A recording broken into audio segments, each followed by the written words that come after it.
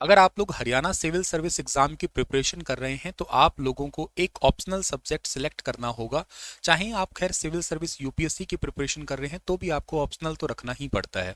Optional का मतलब है कि आपको दी गई लिस्ट में से एक सब्जेक्ट है वो सिलेक्ट करना है। ऑप्शनल का मतलब ये भी होता है कि आप अपनी मर्जी से चुन रहे हैं, इसका मतलब तो ये है। और इसका मतलब तो ये हुआ कि उस सब्जेक्ट में आपकी महारत बहुत है, आप बहुत अच्छे से उस सब्जेक्ट के लिए एक्सपर्ट हैं। तो ये ऑप्शनल सब्जेक्ट मैं तो ये कहता हूँ कि ये गेम चेंजर है। इसमें आप बहुत अच्छा अगर करते हैं तो बहुत हद तक आप लोगों के सिलेक्शन के चांसेस है वो बढ़ जाते हैं। अब कुछ बच्चों को ये बहुत ज़्यादा कन्फ्यूजन है कि सर ऑप्शनल सब्जेक्ट कौन सा सिलेक्ट किया जाए। एक पूरी लिस्ट है, उसमें से कौन सा सिलेक्ट किया जाए, उसी के लिए आज का ये प्रॉपर वीडियो है। सो आइए मैं आपको बताता हूँ इसके बारे में। आशा करता हूँ कि आप लोग बहुत अच्छे होंगे। मेरा नाम है सुनील बिश्नोई और स्टार आईक्यू यूट्यूब चैनल पे आप सभी का तहे दिल से शुक्रिया, आने के लिए अभिनंदन भी और स्वागत भी। वैसे आप अगर प्रिपरेशन कर रहे हैं तो इसका एक स्टार आईक्यू एप्लीकेशन पे आधारशिला बैच है जिसको मेरे ही द्वारा पढ़ाया जा रहा है, बहुत ही तबीयत से और बहुत ही तमन्ना से। अगर आप उसको लेना चाहते हैं तो स्टार आईक्यू एप्लीकेशन या स्टार आईक्यू एजुकेशन की ऑफिशियल वेबसाइट है, वहाँ पे भी आप विजिट कर सकते हैं। ठीक है। मेन बात है कि एचपीएससी ने हमें टोटल जो है ना ये सब्जेक्ट की लिस्ट दे रखी है टोटल, ठीक है ना। इन सब्जेक्ट की लिस्ट में से ही हम लोगों को सिलेक्ट करना होता है।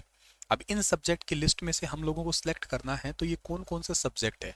सब्जेक्ट ये है हमारे पास में कि एक तो एग्रीकल्चर है, एक है animal husbandry and veterinary services है, बॉटनी है, केमिस्ट्री है, सिविल इंजीनियरिंग है, कॉमर्स एंड अकाउंटेंसी है, economics, electrical engineering, English literature, geography, Hindi literature, Indian history, law, mathematics, mechanical engineering, physics, political science and international relation, psychology है, public administration है, Punjabi literature है, sociology है, संस्कृत है, zoology है, plus anthropology, geology, management, medical science और आपका जो ना स्टैटिक्स और ये फिलॉसफी वगैरह भी शामिल है इसमें।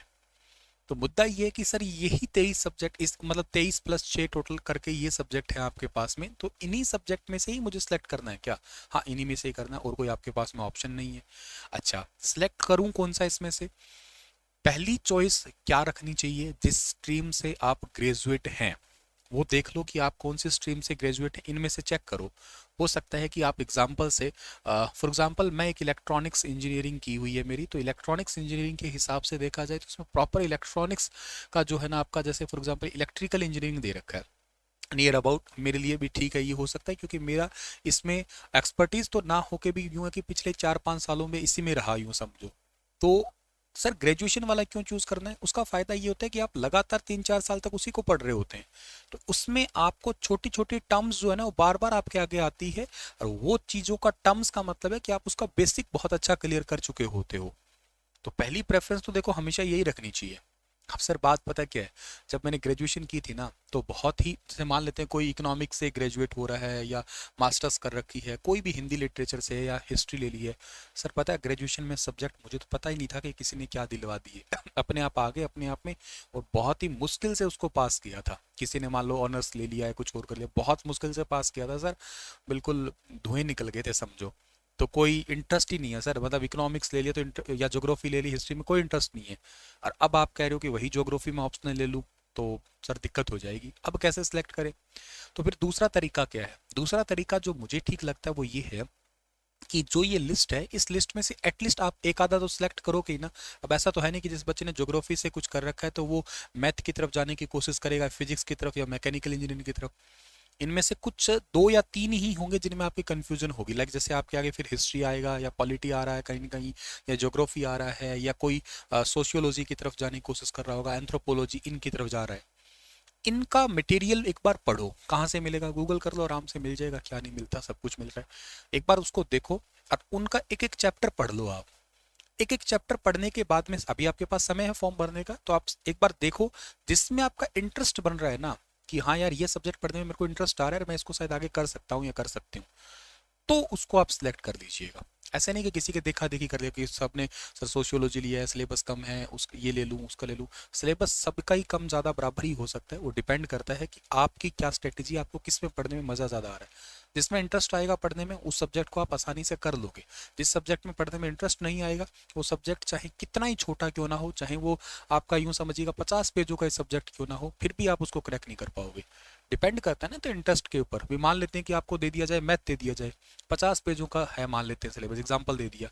अब 50 पेज भी आप पूरे नहीं कर पाओगे, आपको नहीं आता तो नहीं आता ना वो तो इंटरेस्ट के आधार पे फिर सिलेक्ट करना है। यही है, सिलेक्ट एक करना है, ये गेम चेंजर सब्जेक्ट है। इतनी सी बात ही थी आपकी, समझ में आ गई आपको? फिर भी कोई डाउट रहता है इससे रिलेटेड तो आप पूछ सकते हैं मुझसे, कमेंट बॉक्स में पूछ सकते हैं, या बाकी भी पूछ सकते हैं किसी और तरीके से, एप्लीकेशन पे भी जाके पूछ सकते हैं। ठीक है, thank you so much, Radhe Radhe, अपना ख्याल रखना और पढ़ाई जारी रखना अपनी, ठीक है ना? हारना नहीं है, हिम्मत नहीं हारना। शुरुआत करनी है आप लोगों को। ऐसा कहीं सोचो कि सर अभी मेरा पेपर तो फरवरी में आ गया, क्या करूं भाई? अभी देखो, बुरी बात क्या है, समय बहुत कम है। अच्छी बात है कि समय अभी भी पड़ा है, ये अच्छी बात है, समय अभी भी पड़ा है। तो कदम तो उठाओ, शुरुआत तो करो, चलना तो स्टार्ट करो, कायनात लग जाएगी आपके साथ में। अगर तुम्हारी ईमानदारी रही तो, तुमने अगर 100% तुम्हारा दिया ना, पूरी शिद्दत दी ना तुमने कि हाँ मैं कर सकता हूँ, ट्राई तो करो, तुम तो पूरा जोर तो लगाओ ना तुम्हारा, तुम तुम्हारा 100% दे दो एक बार के लिए। जितना दे सकते हो तुम, मैक्सिमम टाइम तुम्हारा दे सकते हो उतना दे दो। उसके बाद में फिर कोशिश करो। कोई बात नहीं अगर किसी तरीके से, बट परंतु किंतु लेकिन इस बार से रह गया तो अगली बार के लिए तो अच्छे प्रिपेयर हो गए, अगली बार भी, वरना यही 2 महीनों के बाद, 2 महीनों पे आप जागोगे। तो इससे अच्छा कि अभी से शुरू तो करो ना, कदम तो रख लो। और इस ये जर्नी बड़ी सुंदर है, बहुत गजब की जर्नी है। इस जर्नी में आपको बहुत कुछ मिल जाएगा, मतलब ये तो मिलेगा ही मिलेगा, क्या पता बीच में और कोई वैकेंसी आती है तो किसी को बहुत नीड होती है कई बार। टारगेट खैर ठीक है सिविल्स का ही रखो, लेकिन किसकी बहुत ज़्यादा ज़रूरत होती है कि मुझे जॉब लेना ही बहुत नेसेसरी है, तो इन बिटवीन इसकी तैयारी तैयारी में कोई और एग्ज़ाम कई बार क्रैक हो जाता है।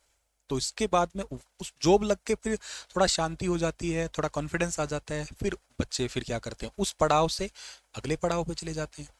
तो ये स्टेप है, थोड़ा सा फोकस करना है, थोड़ी सी अपने आप को जी जान लगानी है, ज़्यादा मेहनत नहीं करनी है, थोड़े दिनों की मेहनत है, उसके बाद में ज़िंदगी संवर ही जाएगी। हाँ करनी मेहनत पड़ेगी, इसका कोई इलाज नहीं है। ये कोई एग्ज़ाम मजाक तो है नहीं, ना ही कोई ये सिविल सर्विस, कोई भी एग्ज़ाम मजाक नहीं है। मैं कह रहा हूँ छोटे से छोटा और बड़े से बड़ा, हर किसी के लिए स्ट्रैटेजिक मेहनत तो करनी ही पड़ेगी। सोचने से कुछ नहीं होता कि मैं ये कर दूं, करूं ना करूं, कम समय है, मेरे पास ये है, मेरे पास टाइम नहीं है, मेरे पास घर में सर बच्चे हैं मेरे, सर मैं हाउसवाइफ हूँ, सर मैं जॉब करता हूँ, ये सब तो बहाने हैं। करना है अगर तो अपने आप वक्त निकल जाएगा, वो तुम्हें पता है कि तुम्हारा वक्त कहाँ जा रहा है। नहीं करना तो फिर पता ही है, वो तो खैर जो एक्सक्यूजेज है ना वो तो जिंदगी भर चलते ही रहेंगे, उनको तो क्या ही कहा जा सकता है। टोटली आप पे है, हम तो सलाह दे सकते थे जितनी दी जा सकती है। शुक्रिया, राधे राधे।